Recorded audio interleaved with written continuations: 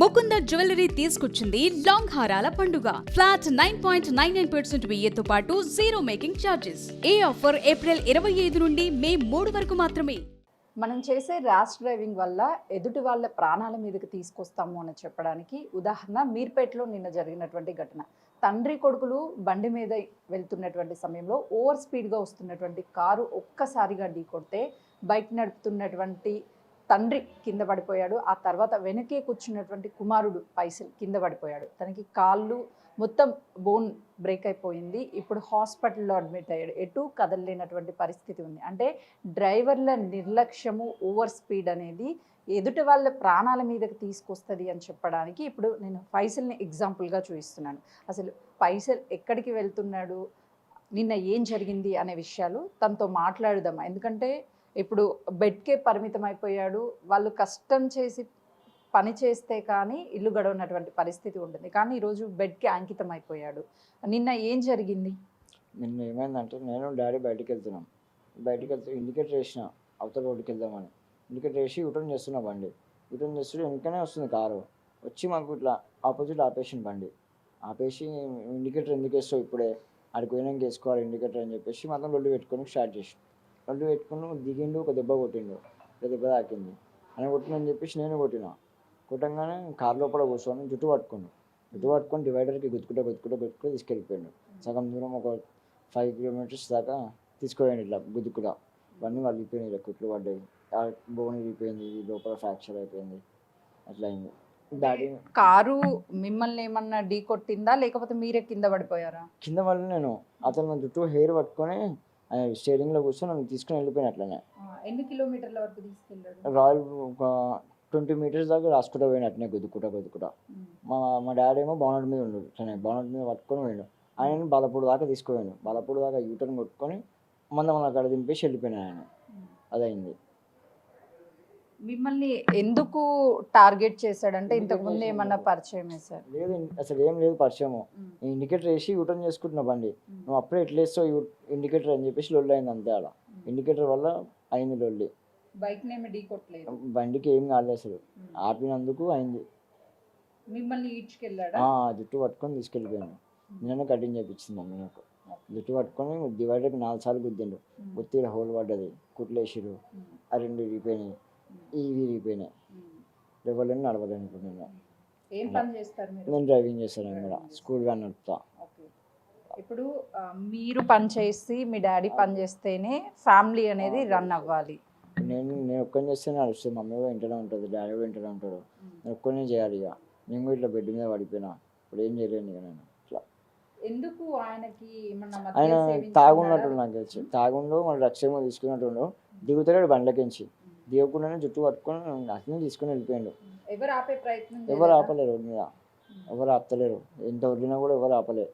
అట్లనే తీసుకెళ్ళిపోయి నన్ను సగం దూరం తీసుకుపోయాను. మధ్యలో వదిలేసిండు, నా జుట్టు వదిలేస్తే డివైడర్ గుర్తుకొని పడిపోయినా. మళ్ళీ పడిపోతే డాడీని అట్లనే తీసుకుని వెళ్ళిపోయాను సగం దూరం. మళ్ళీ ఎవరు వీడియో తీస్తే ఆయన ఆపితే ఆగిండు. డాడీ దిగంగానే కారు తీసుకుని వెళ్ళిపోయాడు. మళ్ళీ ర్యాష్ డ్రైవింగ్ చేసుకుంటా 80 స్పీడ్లోనే తీసుకుపోయి నన్ను గుద్దుకుంటా 80లో ఉంది కార్ అయితే.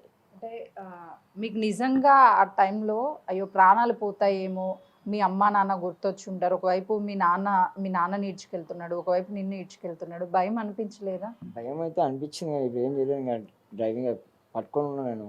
అట్లనే గుద్దిని వదిలేసింది. ఇక అంటే డోర్ పట్టుకొని డోర్ ఇట్లా పట్టుకొని ఉన్నాను, ముంగ డోర్ మొత్తం రాసుకుపోయింది. మొత్తం సైకోగా అనిపించాడా మీకు? సైకో లెక్కనే ఉన్నాడు మొత్తం.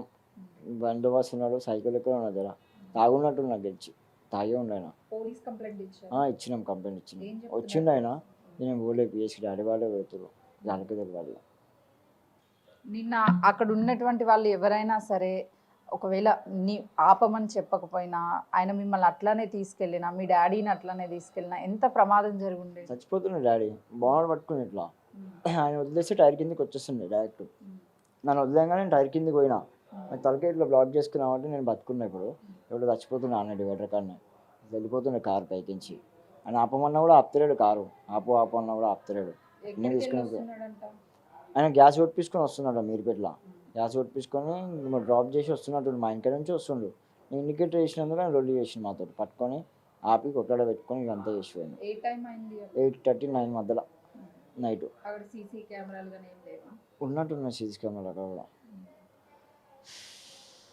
ఏం చెప్తారు, ఇట్లా ర్యాష్ డ్రైవింగ్ చాలా మంది చేస్తూ ఉంటారు.